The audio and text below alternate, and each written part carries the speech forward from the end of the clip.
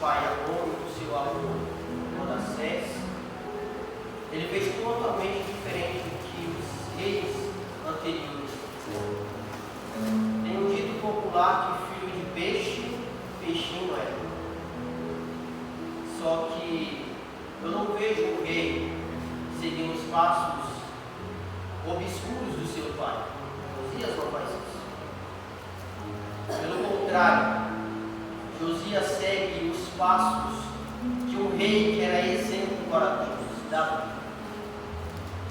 Davi era um homem segundo o coração de Deus, teve suas falhas e muitos pregadores enaltecem, falam muito sobre a falha, mas em nenhum momento nós vemos os pregadores, os expositores da palavra de Deus declarando que Davi, por mais que ele tenha errado, ele não se volta para os deuses estranhos, ele vai buscar o perdão, porque somente Deus pode apagar qualquer iniquidade do homem.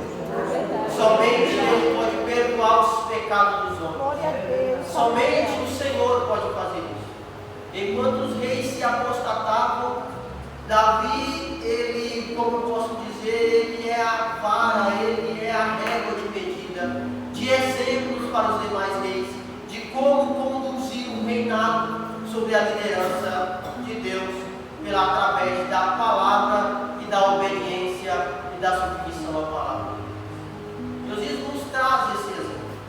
Capítulo de número 23, o verso 3 vai dizer o seguinte: e o rei se pôs em pé, junto à coluna, e fez um concerto perante o Senhor, para andarem com o Senhor, e guardarem os seus mandamentos, os seus testemunhos, e os seus estatutos, com todo o coração, com toda a tua alma, confirmando as palavras deste concerto que estavam escritas naquele livro. E todo o povo esteve por este concerto. Ao olhar o capítulo 22, o contexto, nós vamos entender alguns versos anteriores. Josias, mas antes existe o rei Ezequias. Esse rei, ele vai adorar o Senhor, mas posteriormente Ezequias adoece, Isaías vai ter com ele, Deus acrescenta mais 15 anos, mas quando chega o tempo da sua partida, levanta-se na monarquia um rei por nome Manassés. Manassés, ele desconstrói tudo aquilo que Ezequias havia construído em Jerusalém. Tudo aquilo que Ezequias tinha construído, Manassés, ele vai desconstruir. A religião de Israel é transformada, de Judá é transformada. Manassés começa a seguir os reis do norte, sendo ele rei do sul, ele precisava guiar o povo de Israel. O povo de Judá é a presença de Deus, mas ele faz o que o Senhor não permitiu fazer. Ele começa a adorar outros deuses, a passar os seus filhos no fogo. Também, posteriormente, o seu filho Amon começa a caminhar nos mesmos passos que o seu pai Manassés andou. Só que Manassés, Amon morre, e Deus suscita um novo rei para ajudar. Deus levanta um novo rei com 8 anos de idade. Você vai ver isso no capítulo 22, no seu verso 1. Mas é interessante, porque quando nós olhamos para o capítulo 22, um menino ainda criança de 8 anos é levantado como rei. Mas havia dentro do coração deste menino uma vontade, um desejo, algo que o Senhor criara dentro dele, de seguir a vontade do Senhor. E nós precisamos ter este mesmo desejo. Nós precisamos ter esta mesma chama que arde em nossos corações. Se nós olharmos para o passado de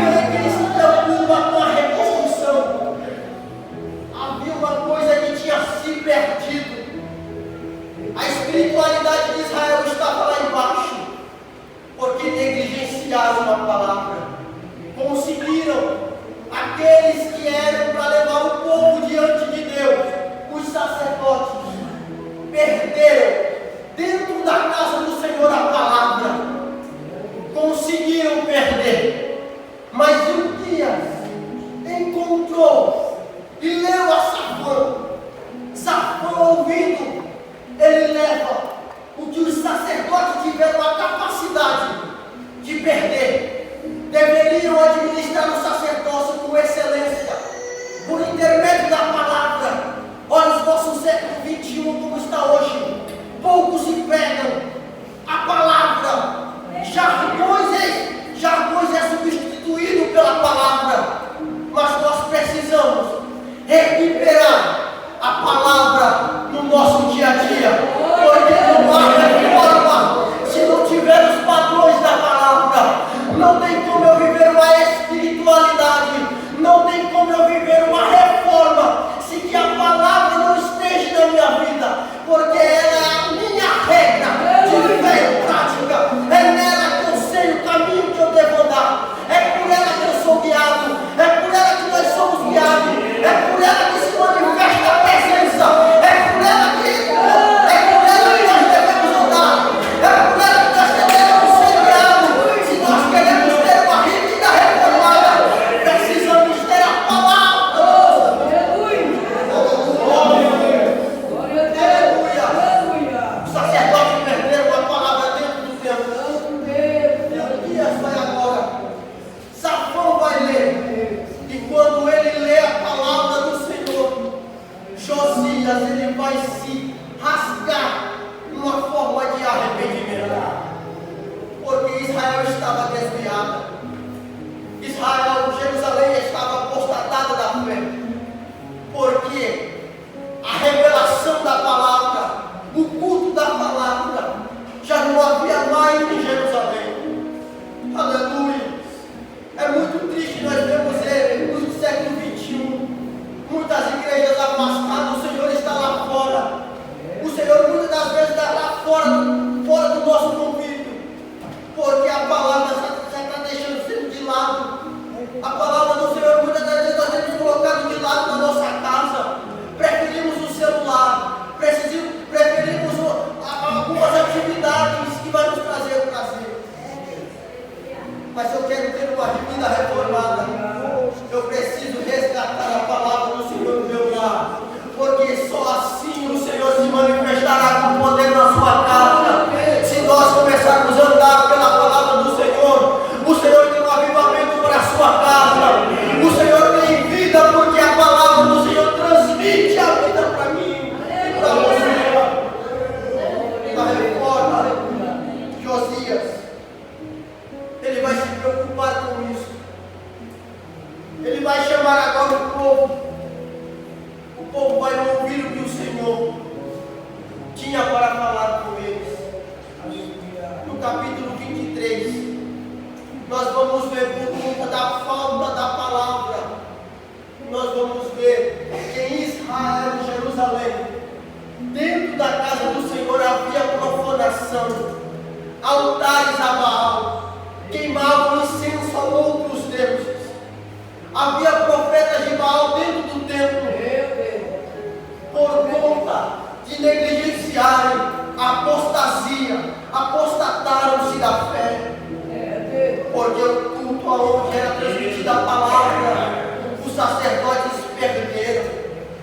Por conta de negligenciarem o mais importante, porque a palavra ela vai nos transmitir vida.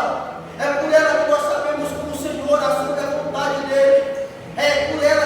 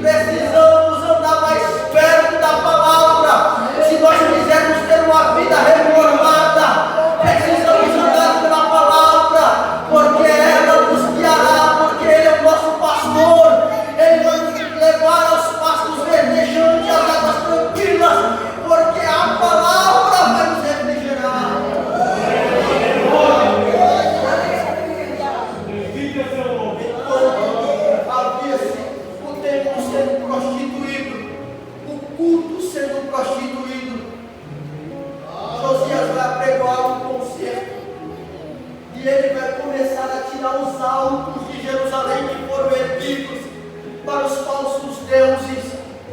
Nós vivemos numa época de consumismo, nós vivemos numa época de materialismo. Muitas das vezes nós olhamos para os nossos irmãos católicos que tem ali uma estátua, que tem ali as suas imagens, mas e quando nós erguemos os nossos corações a altares voltados ao consumismo? Muitas das vezes, quanto mais queremos ter, temos, e quanto mais temos, mais queremos ter. Somente no Novo Testamento, o nome Senhor aparece somente no Novo Testamento para duas pessoas. E quais são essas? Nosso Deus e a qual leando ao mamão, ao dinheiro. Quando nós não vemos pessoas na igreja levantando altares no seu coração, trabalham em busca do dinheiro, se tornam escravos do dinheiro, trabalham incessantemente buscando, levantando nos seus corações altares, mas a vida é espiritual lá embaixo. Mas quando a vida é espiritual fracassada, porque o dinheiro já tomou conta do seu coração, as posses, a riqueza, o materialismo, o consumismo, de sempre querer ter mais e mais, e ter mais e mais, e nós olhamos para a vida espiritual. Nós precisamos esta noite, se eu quero ter uma vida reformada, eu preciso tirar do meu coração o egoísmo, o egocentrismo, que muitas das vezes diz que o Leandro é melhor uns que os outros. Esses altares precisam ser derrubados no nosso coração, altares que sempre se manifestam no nosso coração, que dizem que o homem sempre será o centro. Não, não, não, não. Deus é o centro. Você não é o centro de Jesus.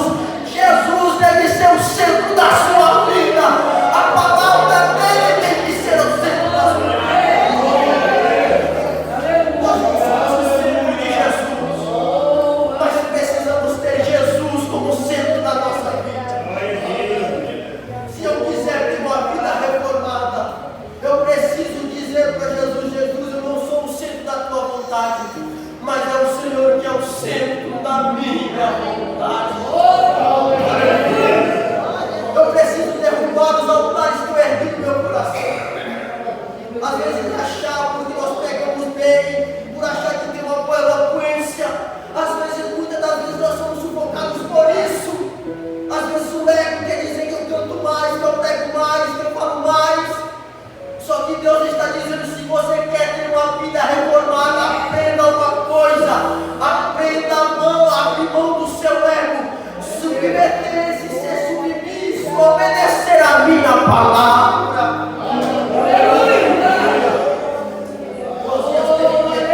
Josias aprendeu isso. E o que ele fez? Rasgou as suas vestes, num ato de arrependimento. Hoje nós não temos por costume fazer isso, mas qual é o nosso costume hoje?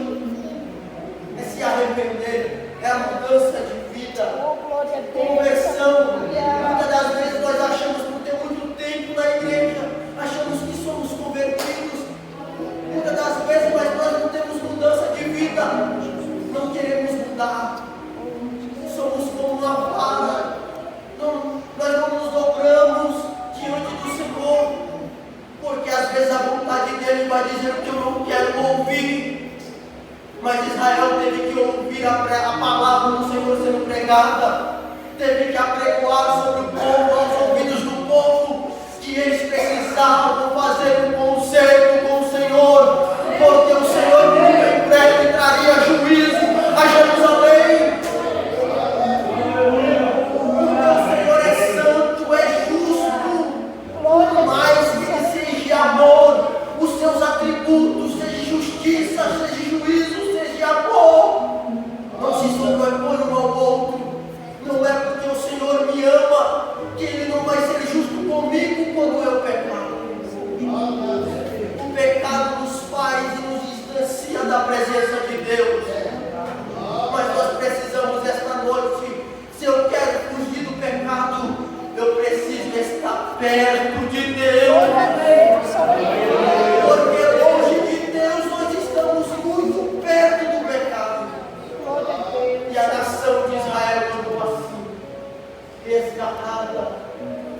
seguindo as suas próprias invenções do seu coração.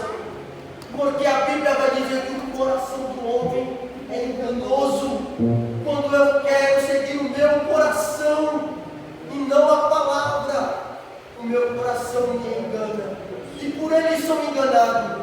Mas como eu sei que o Senhor, eu estou andando com o Senhor, quando eu tenho a palavra como regra de fé e prática para a minha vida.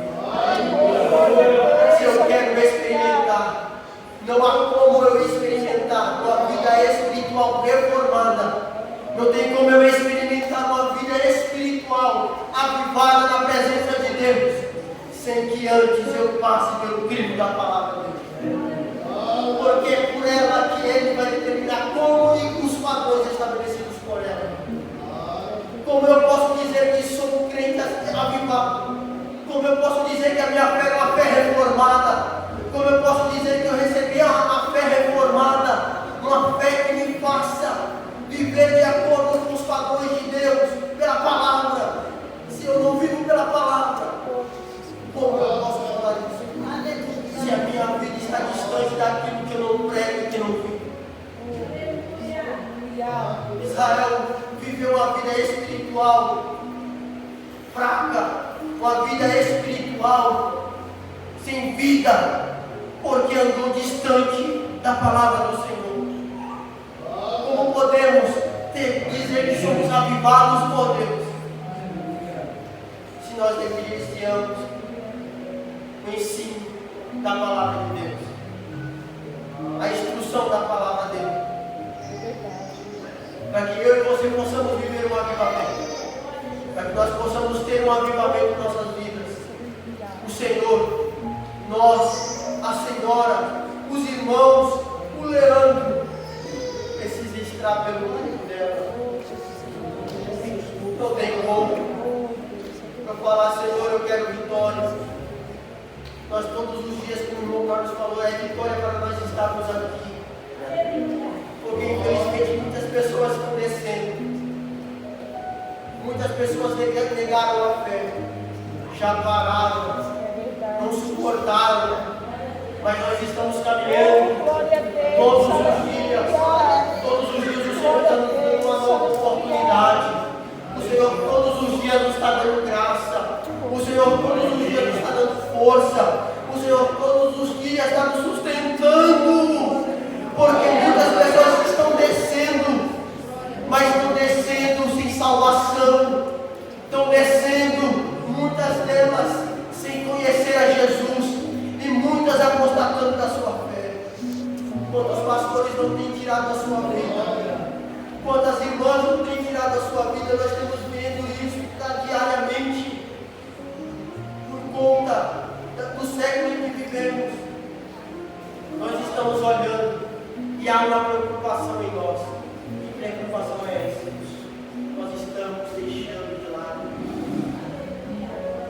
os lares.